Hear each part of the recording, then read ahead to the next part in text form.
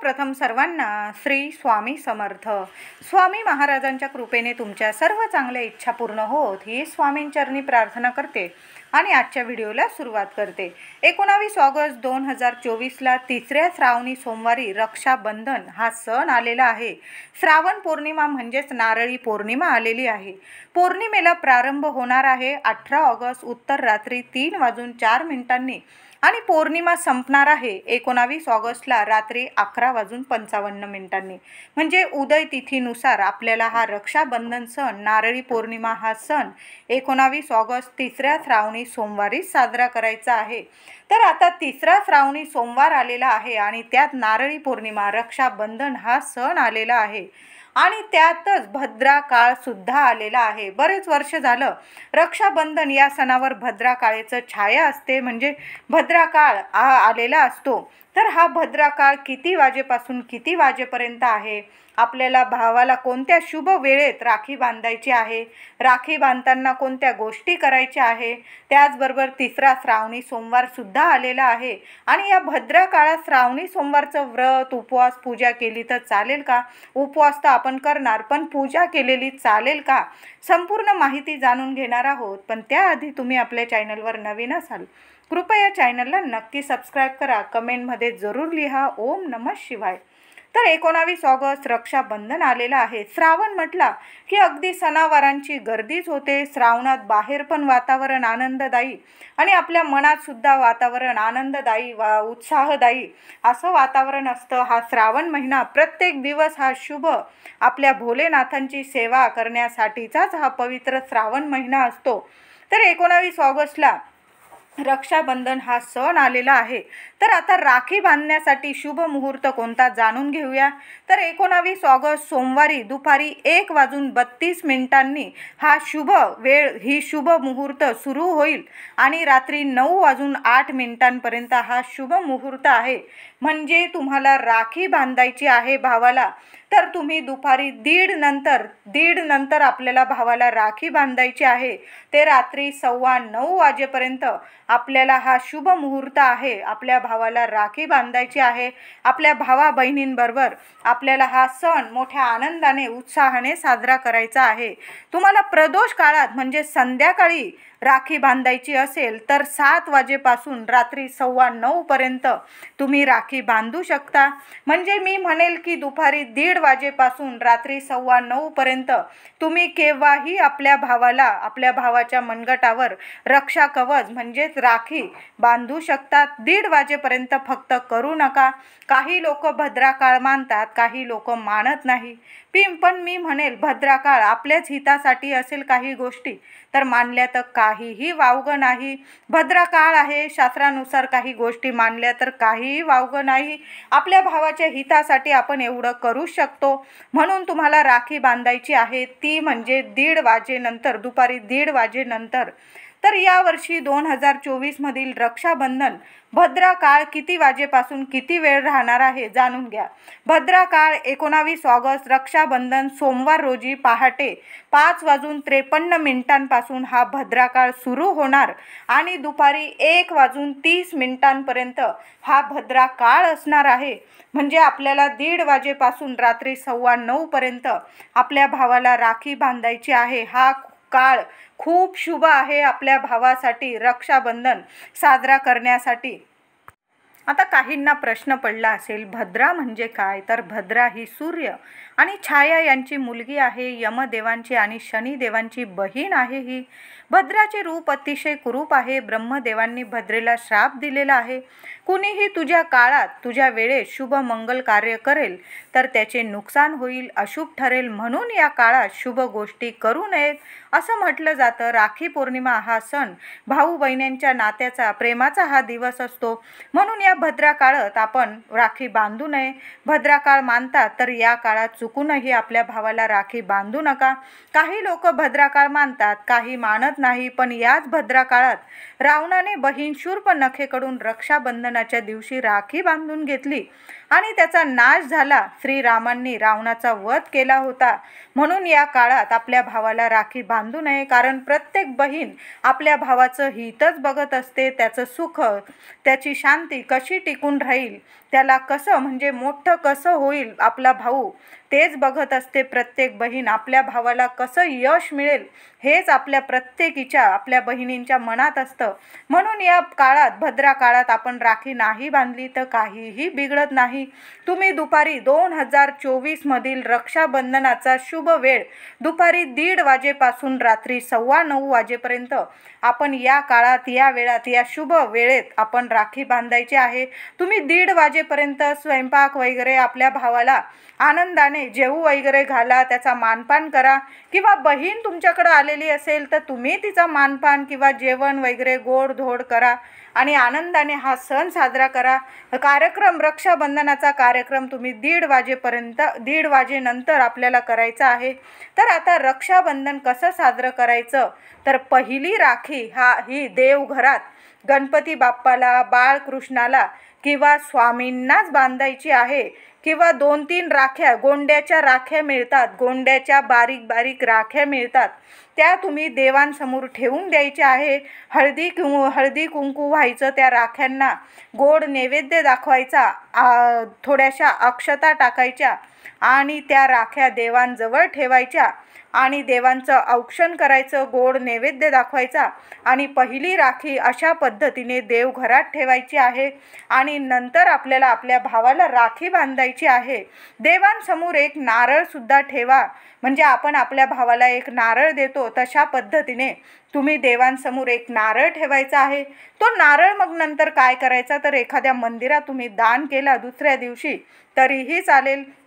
आता आपल्या भावाला राखी बांधताना औक्षणाच्या ताटात काय काय घ्यायचं जाणून घेऊया. औक्षणाच्या ताटात तुम्हाला कुंकवाचा गंध तयार करून घ्यायचा आहे. थोडेसे अख्खे तांदूळ म्हणजे अक्षता ठेवायच्या आहे. सोन्याची एखादी वस्तू ठेवा. तेलाच्याच दिव्याने कुठल्याही व्यक्तीला ओवाळताना तेलाच्याच दिव्याने ओवाळावं. देवांना ओवाळताना तुपाच्या दिव्याने ओवाळावं. एक सुपारी, एक नाणं घ्यायचं. राखी घ्यायची भावासाठी. कलावा आणि त्या कलावाला म्हणजे कलावा नारळाला बांधून, करदोडा असतो तो नारळाला 3 वेढे मारून तो नारळ घ्यायचा आहे. भाऊ राया भक्कम आणि धनवान व्हावा म्हणून आपल्याला सुपारीने आणि नाण्याने आपल्या भावाला ओवाळायचं आहे. त्याचबरोबर आपण सोन्याने का ओवाळतो, तर आपला भाऊ रायाला सोन्यासारखं सुख संपत्ती मिळू दे, आपला भाऊ कायम सोन्यासारखा राहू दे, त्याचं सोन्यासारखं सुख त्याच्या जीवनात येऊ दे, म्हणून आपण सोन्याने आपल्या भावाला ओवाळायचं असतं. म्हणून ताटात ह्या वस्तू आवश्यक आहे.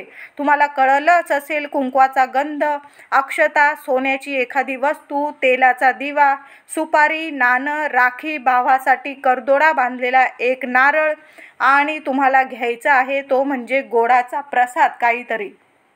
भावाला ओवाळल्यानंतर गोड काहीतरी नक्की खाऊ घालायचं आहे. भाऊ रायाला सोन्याने या दिवशी नक्की ओवाळा. यामुळे भाऊ राया सोन्यासारखा राहतो, सोन्यासारखे सुख त्याच्या जीवनात येते. म्हणून आपल्याला सोन्याने, तुमच्याकडं कानातलं असेल, अंगठी असेल, काहीही असो, भावावरून 3-4 वेळा ते सोनं असं उतरवून घ्या आणि मग भावाला औक्षण करायचं आहे. आईने मुलांना ओवाळलं, ज्यांना भाऊ नाही त्यांनी मुलांना ओवाळलं तरीही चालेल. काही ठिकाणी मुलगा नसेल, मुलींनी वडिलांना ओवाळलं तरीही चालेल. पूर्व पश्चिम बसवून आपल्या भाऊ रायाला रक्षाबंधनाला औक्षण करायचं आहे. दक्षिण उत्तरेकडे तोंड करू नका. भावाच्या पाटाभोवती छोटी का होईना रांगोळी काढा, शुभ ठरते. नाहीतर तुम्ही स्वच्छ धुतलेलं आसन देऊन खाली जमिनीवरच बसवून ओवाळायचं आहे. काही लोक सोफ्यावर बसवतात, असं करू नका. जमिनीवर बसवून नीट ओवाळायचं आहे. पूर्वीपासून आपली हीच पद्धत आहे. यामुळे आपले व आपल्या भावाच्या सुख, शांती, स्थिरता येते.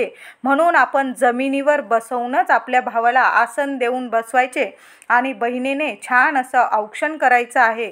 आधी भावाला आपल्याला कुंकू लावायचं आहे, कुंकवाचा तिलक आणि नंतर पुढचा विधी करायचा आहे। अशा पद्धतीने तेलाच्या दिव्याने आपल्या भाऊरायाचं औक्षण करायचं आहे। भावाला औक्षणानंतर नारळ हातात द्या व नंतर भाऊ बहिणीने एकमेकांना गोड काहीतरी घास खाऊ घाला। भावाने बहिणीच्या पाया नक्कीच पडा। बहीण लहान असो मोठी असो, आमच्या इकडं तर बहिणीच्या पाया वहिनी आणि भाऊ नेहमी जेव्हा पण आपण जातो तेव्हा वहिनी आणि भाऊ, आम्ही लहान असलो तरी मोठा भाऊ आणि वहिनी आमच्या पाया पडते असं म्हणतात। त्यांच्या सुख सौभाग्यात बहिणीचे जर पाय पडले, बहिणी भाच्यांचे आशीर्वाद जर मिळाले भाऊरायाला, तर या जगात त्याच्यासारखा सुखी धनवान कुणीच नाही असं म्हटलेलं आहे। म्हणून या दिवशी माझे दादा असतील त्यांनी त्यांच्या बहिणीचे अवश्य पाय पडा। बहीण लहान असो मोठी असो, तिचे पाय पडून आशीर्वाद घ्या। हे आशीर्वाद इतके सौख्य लाभ होतात आपल्याला की तुम्हाला जीवनात कसलीही कमी राहत नाही। भावाने बहिणीचे औक्षणानंतर ताट कधीच खाली ठेवू नका। काहीतरी तुमच्या खिशाला जी परवडेल ती भेटवस्तू किंवा ओवाळणी नक्कीच आपल्या बहिणीच्या ताटात टाकायची आहे। या दिवशी आता नारळी पौर्णिमा आलेली आहे आणि त्यात तिसरा श्रावणी सोमवार सुद्धा आलेला आहे। आपण अमावस्या पौर्णिमा बरेचसे असे उपाय करत असतो, तर चुकून सुद्धा या दिवशी नारळ फोडायचा नाहीये। ज्या घरामध्ये श्रावणी सोमवारचं व्रत केलं जातं त्या घरात नारळ फोडू नका। पौर्णिमा आहे, तुम्हाला जर नारळ उतरवून टाकायचा असेल घरावरून तर काय करायचं, नारळ उतरवून घ्या आणि वाहत्या पाण्यात विसर्जन करायचं आहे। एक नारळ पाण्याला दिल्याने तुमच्या सुख सौभाग्यात वाढ होईल, तुमच्या घरावरील इडापिडा दूर होईल। म्हणून नारळ फोडत बसू नका।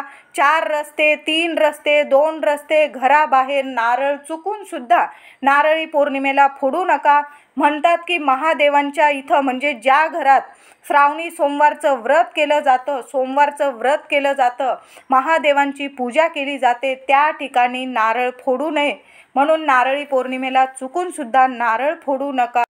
या दिवशी तुम्ही नदीला किंवा तुमच्याकडं विहीर असेल एखादं नारळ तुम्ही दान करायचं आहे, विसर्जन करायचं आहे। नारळ तुमच्या मनातील सर्व इच्छा पूर्ण होणार आहे।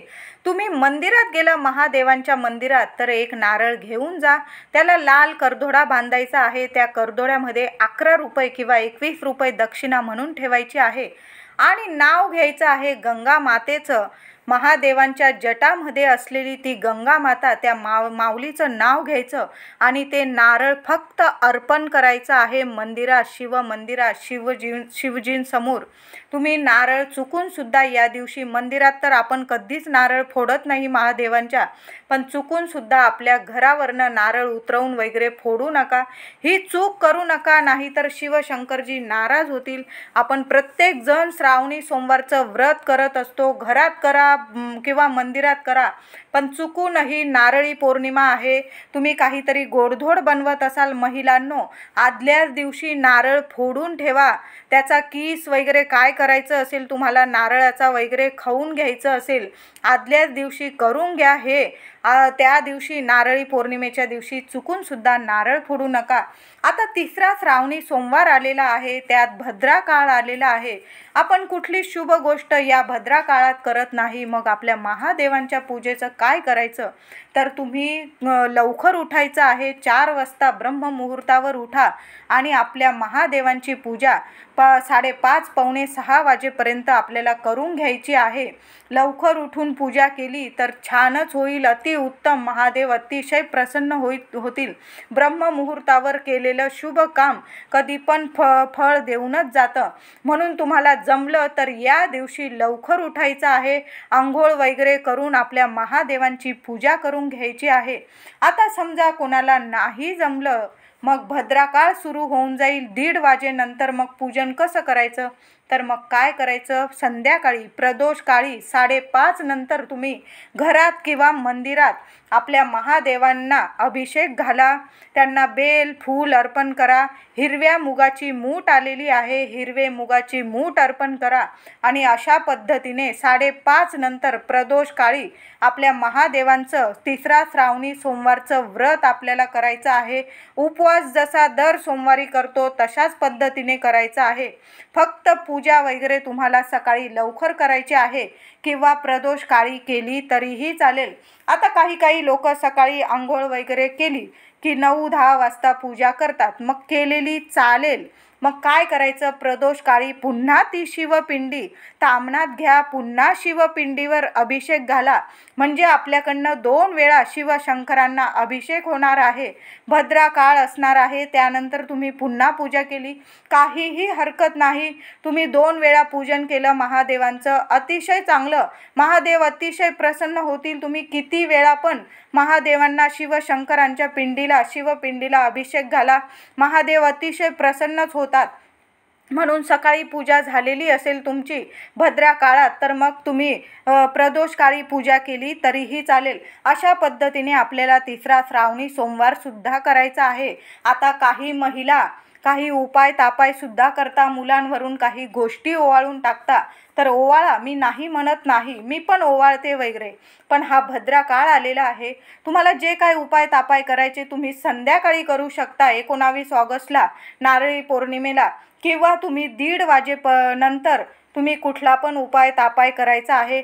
महिलांनो, या दिवशी चुकून सुद्धा केस धुवू नका.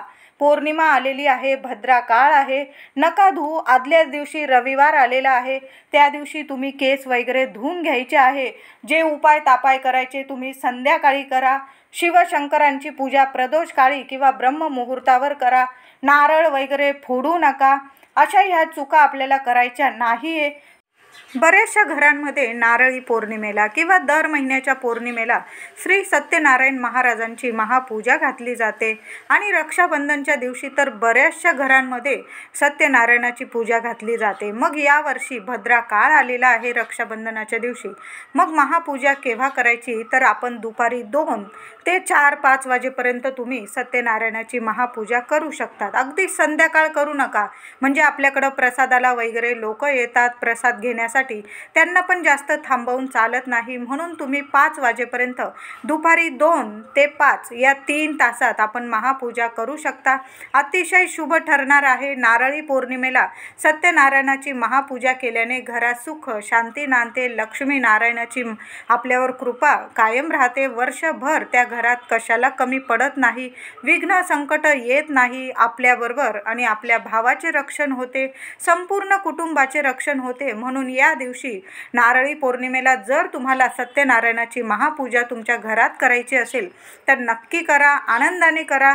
दुपारी 2 ते संध्याकाळी 5-5:30 वाजेपर्यंत आपल्या घरात या वेळात आपल्याला सत्यनारायणाची महापूजा करायची आहे. म्हणजे 6 नंतर तुमच्याकडं लोक प्रसादासाठी आनंदाने येऊ शकतात आणि तुमची प्रसाद पण तुम्ही आनंदाने देऊ शकता. अगदी खूप पण वेळ होणार नाही, तुमच्या वेळेतच तुमची पूजा होऊन जाईल.